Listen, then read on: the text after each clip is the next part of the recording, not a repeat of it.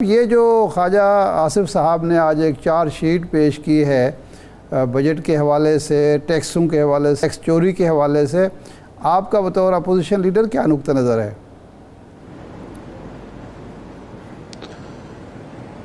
मैं समझता हूँ जी कि वो खुद हुकूमत में रहे हैं और दो ताई अक्सरियत वाली हुकूमतों में खुद ख्वाजा साहब रहे हैं, मुस्लिम लीग नून की हुकूमत रही है। आज जो उन्होंने बातें की हैं ये सच हैं, ये हकीकत हैं, इसमें कोई शक नहीं। लेकिन मुझे एक हैरानगी है कि वो जब इतनी दो ताई अक्सरियत से हुकूमतों में रहे हैं और 3-3, 4-4 साल रहे हैं, उस वक्त इन्होंने ये असलात जो आज चीज़ें वो कह रहे हैं बिल्कुल दुरुस्त कह रहे हैं, लेकिन उन पर उन अदवार में कोई काम नहीं हुआ, कोई पेशरफ्त नहीं हुई।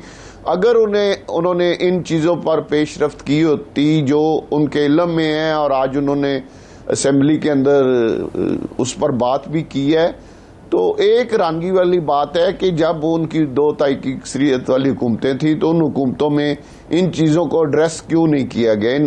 इन चीज़ों जो आज बुराइयां वो बता रहे हैं, इन बुराइयों को क्यों नहीं ख़त्म किया गया। ये एक बड़ा अजीब सा सवाल है और मुझे समझ नहीं आ रही कि आज ख्वाजा साहब ने जो बातें की हैं वो दुरुस्त हैं। वाकई मुल्क के साथ बड़ी ज्यादती हो रही है। बहुत से इदारे ऐसे हैं जो इस वक्त वाइट एलिफेंट बन चुके हैं और ये भी उन्होंने दुरुस्त कहा कि जो वाइस चांसलर हैं वो रिटायर होने के बाद अपनी सीटों पे अदालतों से स्टे लेके बैठे हुए हैं, अरबों रुपए के फंड खा रहे हैं। इसी तरह कई कंपनियों के सीईओ हैं वो 90 लाख रुपया तनख्वाह लेते हैं। तो ये सारी चीज़ें हकायक पे मबनी हैं और उनकी बातें 100% मैं कहूँगा दुरुस्त है। लेकिन एक सवाल जो आपने भी किया है और वो मेरा भी यही सवाल है ख्वाजा साहब से कि जब आपकी दो ताई वाली अक्सरियत वाली हुकूमतें रही हैं तो आपको चाहिए था इन चीज़ों को एड्रेस करते,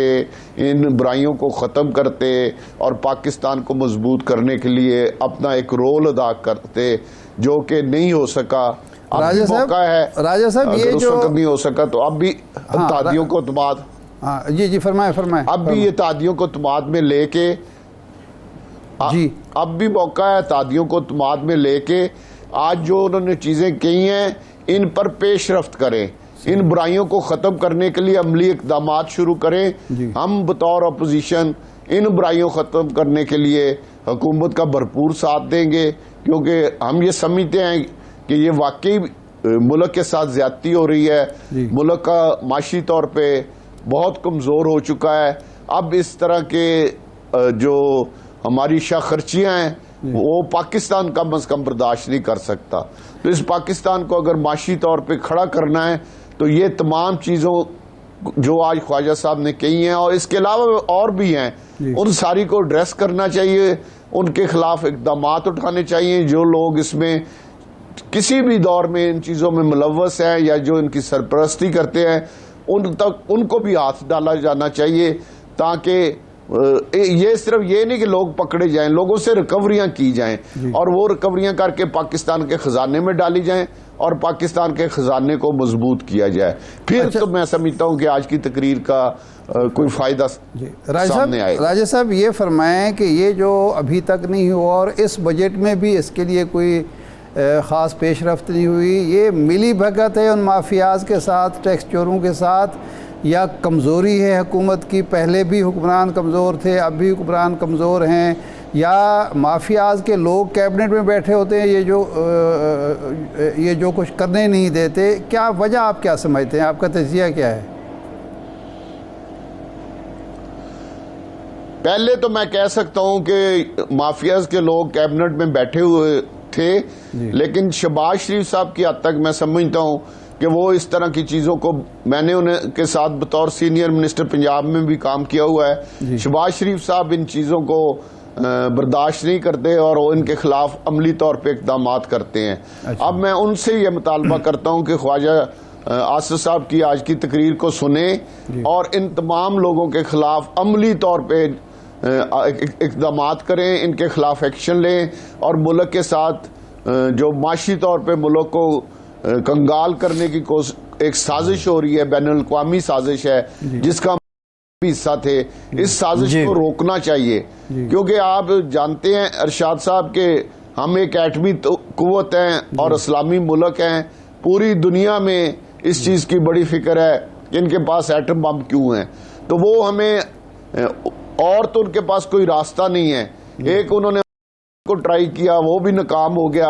अब उनके पास एक ही रास्ता है कि मुल्क को माशी तौर पे इतना बुरे हालात कर दिए जाएं। जी सही है। हम अच्छा राजा साहब आप चेयरमैन पीटीआई की बात कर रहे हैं। सवाल ये है कि देखें, इस्तेहकाम पाकिस्तान पार्टी बन गई है और आप जहांगीर तरीन साहब के बहुत करीबी साथी हैं और उन लोगों में से थे जिन्होंने चेयरमैन पीटीआई के ख़िलाफ़ एक कलम बगावत बुलंद किया था, अवलीन लोगों में से।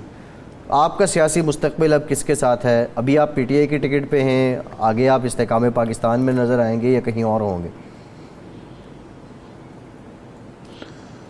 देखिए भाई साहब, मैं अभी इसका फैसला नहीं करूंगा। मैं जब रिटायर होऊंगा, हम 21-22 एमएनए आपको पता है, हम सब ने इकट्ठे बैठ के हल्के के लोगों से मशवरा करके इंशाल्लाह मैं जब रिटायर होऊंगा इस सीट से तो मैं अपने मुस्तकबिल का फैसला करूंगा। अभी मैं किसी किस्म का कोई आपको नहीं बता सकता, अपने दोस्तों को इत्मीनान में लिए बगैर, कि मैंने क्या आइंदा की सियासी लाएमल क्या अख्तियार करना है।